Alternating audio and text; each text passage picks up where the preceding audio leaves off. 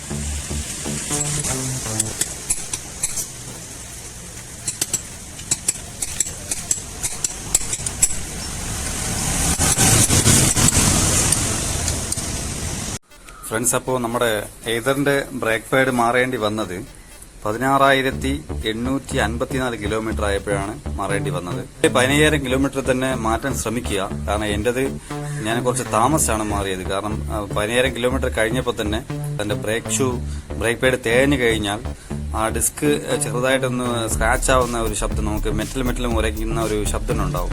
ആ ഒരു ശബ്ദം കേട്ട് തുടങ്ങിയതാണ് ഒരു 15,500 ആ ഒരു റേഞ്ച് ആയപ്പോഴത്തേക്കും. അപ്പോൾ ഞാൻ കുറച്ച് തിരക്കിലായതുകൊണ്ടാണ് എനിക്ക് മാറ്റാൻ പറ്റാത്തത്. അത് മാത്രമല്ല, പിന്നെ മാറ്റാനായിട്ട് ഇറങ്ങിയപ്പോഴത്തേക്കും സാധനം അവൈലബിൾ അല്ല. പിന്നെ കമ്പനിയിൽ വിളിച്ചു ചോദിച്ചപ്പോൾ അവർ ഏകദേശം സർവീസ് അടക്കം എല്ലാം കൂടെ 2,500 രൂപയാണ് എനിക്ക് പറഞ്ഞത്. അപ്പോൾ ഞാൻ അത് ഇവിടെ കൊടുക്കാൻ മടിച്ചിട്ടാണ് പിന്നെ ഞാൻ ലോക്കൽ ഷോപ്പിൽ തന്നെ അന്വേഷിച്ചത്.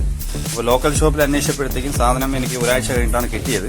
അത് ഓർഡർ ചെയ്താണ് വരുത്തിയത്. ഓക്കെ, അപ്പോൾ നമുക്ക് അതിന് ചിലവായ എമൗണ്ട് എന്ന് പറയുന്നത് ഫ്രണ്ടും ബാക്കിലും കൂടെ ചേർന്ന് നമുക്ക് 380 രൂപയാണ് ബ്രേക്ക് പാഡിന് വാങ്ങിച്ച എമൗണ്ട്.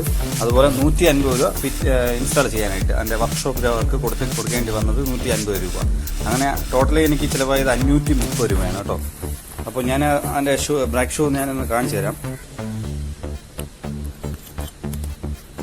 ഇതാണ് പുറകു വശമുള്ളത്. ഇതുണ്ടോ അതിന്റെ കണ്ടീഷൻ കണ്ടോ? ഇത് വളരെ മോശമായ ഒരു കണ്ടീഷനാണ്. അതായത് ഈ ഒരു കണ്ടീഷനിൽ യാതൊരു കാരണവശാലും ആരും ഓട്ടിക്കരുത്. അതായത് കൃത്യമായിട്ട് പറയുകയാണെങ്കിൽ 15,000 കിലോമീറ്റർ ആണ് കറക്റ്റ് റേഞ്ച് എന്ന് പറയുന്നത്. അപ്പോൾ എനിക്ക് ആ ടൈമിൽ തന്നെ മാറേണ്ടി വന്നതായിരുന്നു. പക്ഷെ നമുക്ക് ടൈം കിട്ടാത്തതുകൊണ്ടാണ് നമ്മൾ മാറാത്തത്. അത് 2 എണ്ണത്തിൽ ഒരെണ്ണമാണ് കംപ്ലീറ്റ് തേഞ്ഞു പോയത്. ഇതിപ്പോൾ മെറ്റൽ കണ്ടു കേട്ടോ. മെറ്റൽ കണ്ടതിന് ശേഷം ആ മെറ്റൽ തന്നെ കുറച്ച് തേഞ്ഞു പോയിട്ടുണ്ട്. അപ്പോൾ ഇത് ഡിസ്ക് കംപ്ലൈന്റ് ആവേണ്ട ഒരു സിറ്റുവേഷനാണ്. നമ്മുടെ ഡിസ്ക് കംപ്ലൈന്റ് ആവും ഇങ്ങനെ ഒരു കണ്ടീഷനിൽ ഓടിക്കഴിഞ്ഞാൽ. പിന്നെ മറു സൈഡ് കുഴപ്പമില്ലായിരുന്നു, അത് കുറച്ചുകൂടി തേയാനുണ്ട് ഇനി. പക്ഷെ അത് കുഴപ്പമില്ല, നമുക്ക് ഇതിപ്പോൾ ഒരെണ്ണം പോയി കഴിഞ്ഞാൽ രണ്ടും കൂടി ഒരുമിച്ച് മാറ്റി തന്നെ ആവണം. അതുപോലെ ഇത് ഫ്രണ്ടിലത്തെ ഇതാണ്. ഇത് ഫ്രണ്ടിലും അതുപോലെ തന്നെ അതേ സെയിം കണ്ടീഷൻ തന്നെയാണ്. അതിന്റെ മെറ്റൽ കണ്ടു കഴിഞ്ഞു. അപ്പോൾ ഇതും രണ്ടും പോയി. അപ്പോൾ അങ്ങനെ നമ്മൾ 4 മാറി.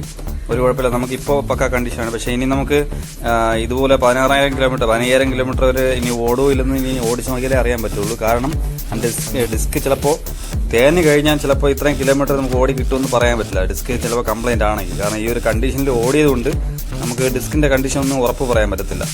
അപ്പോൾ അതുകൊണ്ട് കഴിയുന്നതും എല്ലാവരും ഒരു 15,000 കിലോമീറ്റർ ആകുമ്പോഴത്തേക്കും മസ്റ്റായിട്ട് മാറ്റുക. ഓരോരുത്തരും ബ്രേക്ക് ഉപയോഗിക്കുന്ന രീതി അനുസരിച്ചാണ് അതിന്റെ പാഡുകൾ ചേഞ്ച് ചെയ്യേണ്ടി വരുന്നെങ്കിലും ചെറുതായിട്ട് നമുക്ക് നോർമലി പറയാൻ പറ്റുന്നതാണ് ഒരു 15,000 കിലോമീറ്റർ ആകുമ്പോഴത്തേക്കും തീർച്ചയായും എല്ലാവരും മാറാൻ ശ്രമിക്കുക.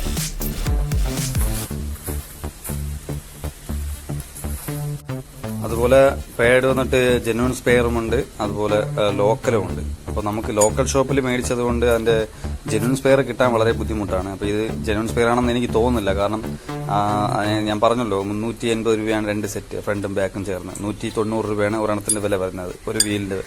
അപ്പോൾ അങ്ങനെ വരുമ്പോൾ നമുക്ക് സർവീസ് സെന്ററിൽ കിട്ടുന്ന അതേ ക്വാളിറ്റിയിൽ തന്നെ ലോക്കൽ ഷോപ്പുകളിൽ കിട്ടത്തില്ല എന്തായാലും. അപ്പോൾ കഴിയുന്നതും ജെന്യൂൻ സ്പെയർ മേടിച്ച് ഉപയോഗിക്കുക. അതാകുമ്പോൾ കുറച്ചുകൂടി നല്ലതായിരിക്കും. അതുപോലെ ഇത്രയും കിലോമീറ്ററുകൾ ഓടി കിട്ടാനും ചാൻസ് വളരെ കൂടുതലായിരിക്കാം. പക്ഷേ ഇനി എനിക്കിതിന്റെ ഇപ്പൊ മാറ്റിയത് എത്ര കിലോമീറ്റർ ഓടും എന്ന് പറഞ്ഞിട്ട് ഞാൻ നോക്കിയിട്ട് അതിൻ്റെ ആയിട്ടുള്ള ഒരു വീഡിയോ നമ്മൾ ചെയ്യുന്നതായിരിക്കും.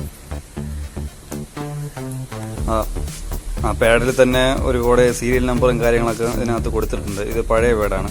അതായത് ഇതിനകത്ത് വണ്ടി മേടിച്ചപ്പോൾ ഇട്ടിരുന്ന ജെന്യൂൻ സ്പെയറിന്റെ ഒരു പീസാണ്. അപ്പോൾ ഇതിനകത്ത് ഒരുപാട് കോഡും കാര്യങ്ങളൊക്കെ കൊടുത്തിട്ടുണ്ട്. ഇതപ്പോൾ ഇതുപോലെ ഒന്നും നമ്മുടെ ലോക്കൽ ഷോപ്പുകളിൽ നിന്ന് മേടിക്കുമ്പോഴത്തേക്കും വരാൻ ചാൻസ് വളരെ കുറവാണ്. സാധാരണ നമ്മൾ ലോക്കൽ ഷോപ്പുകളിൽ നിന്ന് മേടിക്കുമ്പോൾ ജെന്യൂൻ സ്പെയറിന് ചില പാക്കിങ്ങിൽ ഉണ്ടായിരുന്നാൽ പോലും അത് 100% ജെന്യൂൻ ആവാൻ ചാൻസ് വളരെ കുറവാണ്. കാരണം ഷോറൂംകാർ പറയുന്നത് ഒരിക്കലും ജെന്യൂൻ സ്പെയറുകൾ ലോക്കൽ ഷോപ്പിലോട്ട് അവർ കൊടുക്കില്ല എന്നാണ് അവർ തീർത്ത് പറയുന്നത്. അത് നമ്മുടെ ഇലക്ട്രിക്കിന്റെ സ്പെയർ പാർട്സിനെ കുറിച്ചല്ല നമ്മൾ പറയുന്നത്. സാധാരണ പെട്രോൾ സ്കൂട്ടികളുടെ സ്പെയർ പാർട്സുകൾ മറ്റു ലോക്കൽ ഷോപ്പുകളിൽ കൊടുക്കില്ലെന്നാണ് അവർ ഉറപ്പ് പറയുന്നത്.